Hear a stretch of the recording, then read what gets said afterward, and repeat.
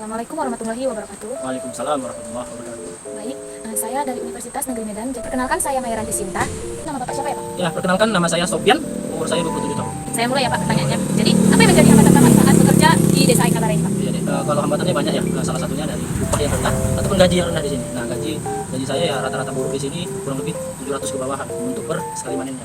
Untuk yang pemula atau yang Untuk pemula, kalau dia tingkatannya lagi di atasnya 700 ke 800, dia naik satu tingkat gitu. Nah, seterusnya naik satu tingkat dan satu tingkat. Nah, kalau dia ya rendah lah kalau ibaratnya di sini. ada nggak sih, Pak, akses kesehatan yang tersedia di perkebunan sawit ini? Ya, kalau akses kesehatan di sini ada banyak, dan tapi ada tapinya.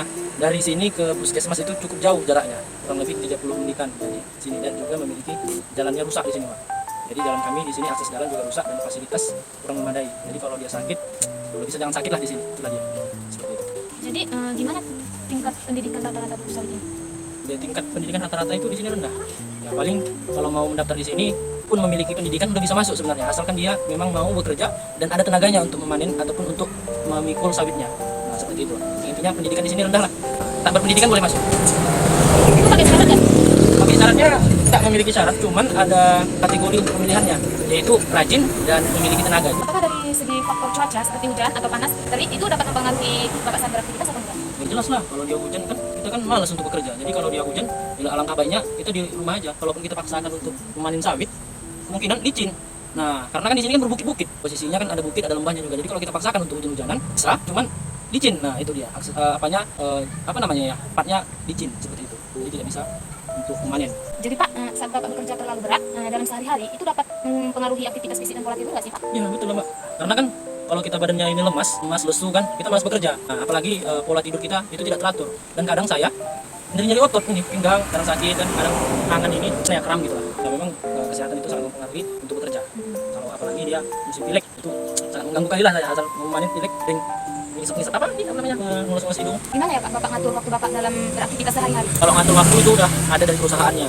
Nah, dari kebunnya memang sudah diatur Dian. Ya, mulai dari bangun pagi, terus berangkat kerja, terus jam istirahat dan jam pulang. Kalau dia berangkat kerja itu kita pukul 7.30, jam istirahat itu jam 12.00 sampai jam 2, dan jam pulang itu di jam 5 sore. Ya kadang nggak menentu sih, kalau cuacanya hujan, ya kadang nggak kerja juga.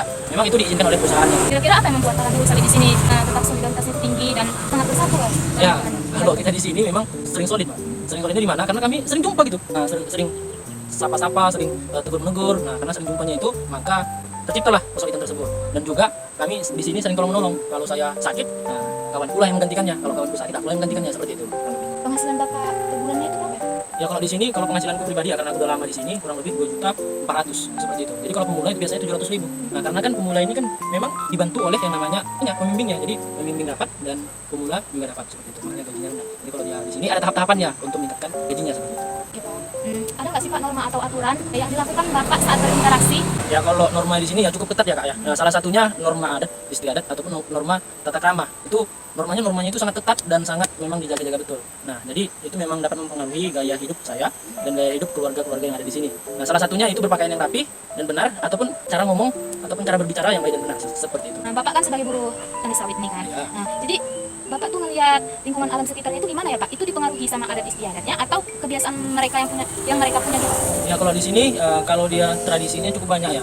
Salah satunya yaitu panen yang berlimpah dan juga adat nikahan, seperti itu. Nah, di situ tempat kami bertukar pikiran, tempat kami berkumpul-kumpul bareng, saling menukar pembicaraan ataupun saling ngobrol bareng di situ, dan juga kami merayakannya bersama-sama. Nah, di situ juga ada namanya tradisi ya minum tua. Nah, minum tua itu kalau dia di sini memang tradisi kami untuk menambah stamina dan untuk menambah tenaga kami dan gairah kami untuk lebih giat bekerja, seperti itu.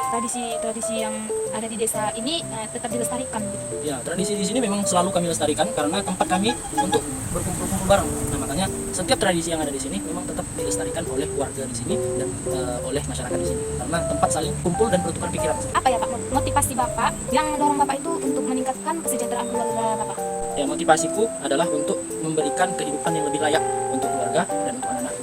Ya, agar anak-anakku bisa berpendidikan lebih layak dan lebih tinggi lagi di sini, seperti itu. Enggak sih, Pak, strategi yang Bapak lakuin dalam mengelola keuangan bagi keluarga agar lebih stabil untuk memenuhi kebutuhannya? Ya, kalau itu ada, salah satunya adalah menyisihkan keuanganku. Salah satunya adalah menyisihkan sebagian keuangan untuk belanja beras, minyak, dan belanja gula, seperti itu. Agar stabilitas keuangan kami terjaga. Kalau gaji Bapak nih ya, Pak, nggak pasti gitu. Nah, dampaknya itu gimana ya, Pak? Ya, mohon lah, Mbak ya.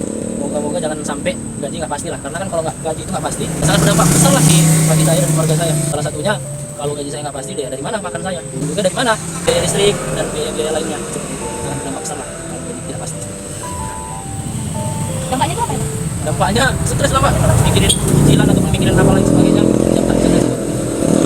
Bagaimana Bapak mengatasi stres itu yang timbul dari pekerjaan yang di perkebunan sawit ini? Ya biasanya kalau saya mengatasi stres itu ya dengan cara ya ngajak teman lah, ya kumpul, bertukar pikiran ataupun membicarakan hal-hal yang lainnya. Ibaratnya ngumpul lah bareng teman. Itu ngumpul ngapain ya Pak? Ya, ngumpul kita minum kopi, kadang minum kopi ya, kadang lagi minum tuanya, seperti itu.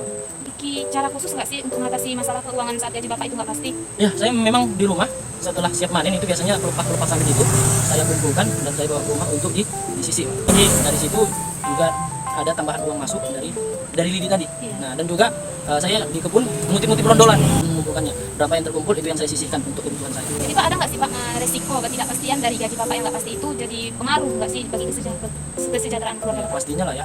Kalau nggak gaji itu nggak pasti ya, memang mengganggu kesejahteraan kehidupan saya. Seperti itu. Salah satunya kalau dia nggak pasti, memang kadang di sini kadang pasti kadang nggak pasti gajinya. Nah, kadang nggak pastinya di bulan Februari ke di bulan Maret gitu. Kenapa? Karena anggaran baru keluar, jadi gaji nggak pasti seperti itu. Nah, jadi kalau bisa kalau ya doa aja lah dengan gaji itu dengan nggak pasti. Selalu pastilah doa dan harapan kami di sini.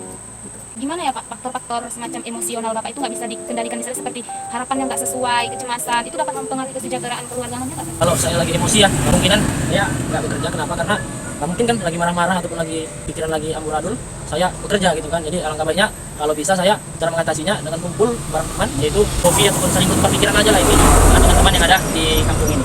Itu juga biasanya kami yang minum tua lah Mbak untuk mengatasi masalah. Baik Pak, sekian dari wawancara yang saya tanyakan ke